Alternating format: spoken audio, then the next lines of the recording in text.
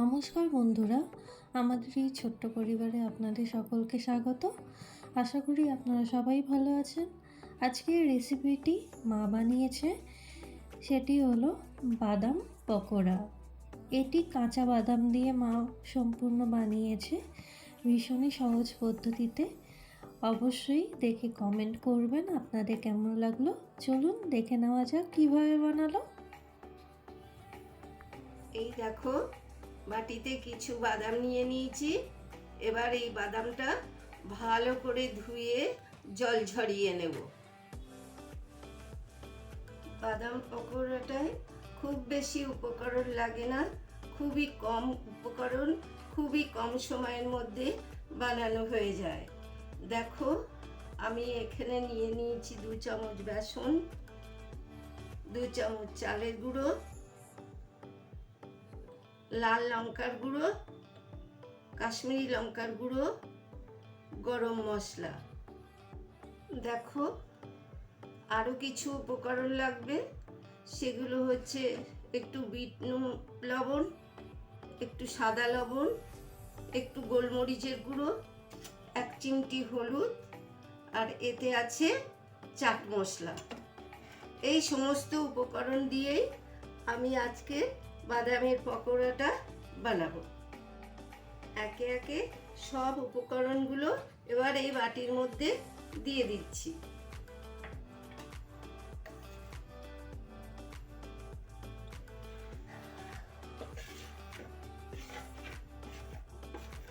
প্রথমে বেসনটা দিলাম,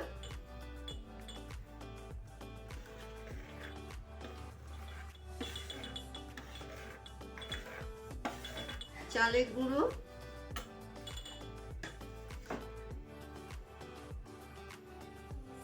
লঙ্কার গুঁড়ো, এটা লাল লঙ্কার গুঁড়ো বন্ধুরা,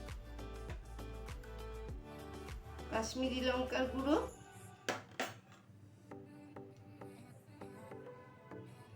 গরম মশলা,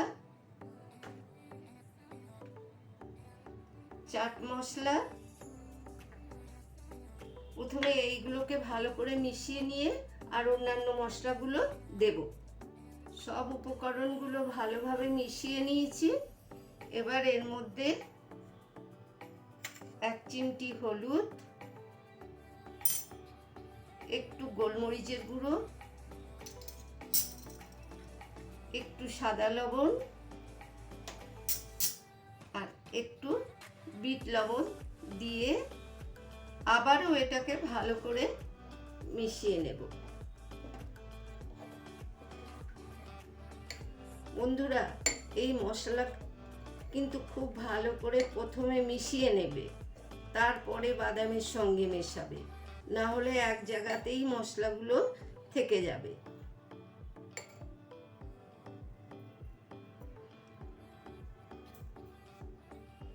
বাদামগুলো বড় পাত্রে নিয়ে নিয়েছি, ভালো করে ধুয়ে নিয়েছি যাতে বালি টালি বা কোনো কিছু নোংরা না থাকে।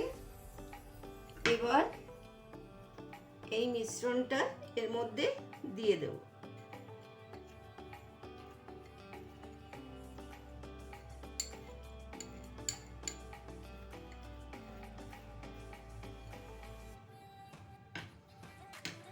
দিয়ে এটাকে খুব ভালো করে প্রথমে চামচ দিয়ে মিশিয়ে নেব। এরকম শুকনো শুকনো করে মাখা হলে তো তেলে ভাজা যাবে না, যার জন্যে এতে আমি খুবই অল্প অল্প জল দিয়ে মিশ্রণটা মেখে নেব। চামচে করে করে জল দেব যাতে পাতলা না হয়ে যায়, আর মেশাতে থাকবো।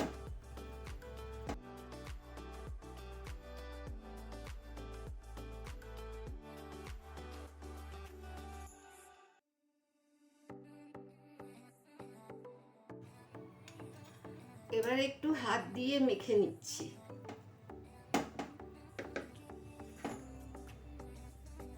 এটা আমি খুব ভালো করে মেখে নিয়েছি। এবার 5 মিনিটের জন্য ঢাকা দিয়ে রেখে দেব। গ্যাস জ্বালিয়ে কড়াই চাপিয়ে দিয়েছি। এবার এতে একটু বেশি করে তেল দিয়ে দেবো, সাদা তেল।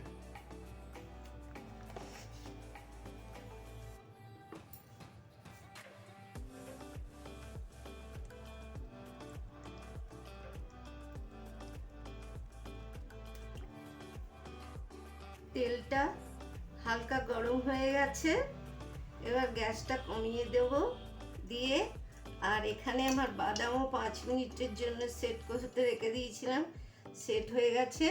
এবার আস্তে আস্তে কড়াইয়ের মধ্যে একটু একটু করে দেব।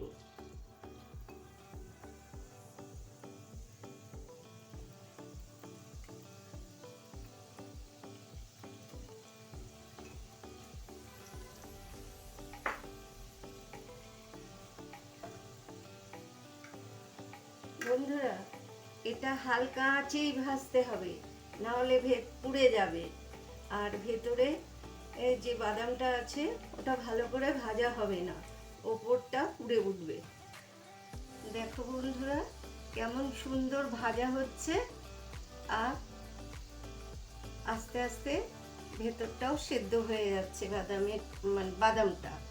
বাদামটা আর কাঁচা থাকবে না, আর একে অন্যের সঙ্গে লাগেও নি। দেখো ছেড়ে গেছে।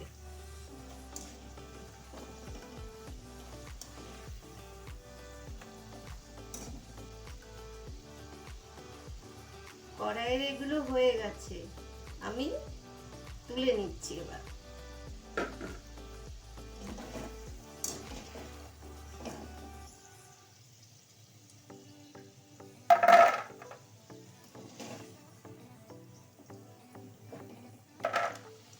আবারও কিছুটা কড়াইয়ে দিয়ে দিয়েছি, এইটাও একটু ভালো করে ভাজা হলে তুলে নেব।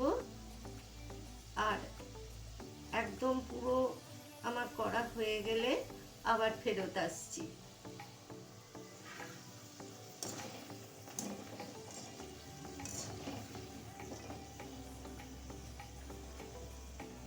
তাহলে বন্ধুরা দেখতেই পাচ্ছেন কতটা কুড়মুড়ে আর ক্রাঞ্চি হয়েছে। আপনারাও এইভাবে বানিয়ে আমাদেরকে জানাবেন কেমন লাগলো। যদি কেউ সাবস্ক্রাইব না করে থাকেন অবশ্যই সাবস্ক্রাইব করে আমাদের পাশে থাকবেন, সাথে থাকবেন। লাইক, শেয়ার, কমেন্ট করতে একদম ভুলবেন না। দেখা হবে অন্য আরেকটি রেসিপি বা ভিডিওর সাথে। ভালো থাকবেন, সুস্থ থাকবেন, আর হ্যাঁ, সবাইকে ভালো রাখবেন। ধন্যবাদ।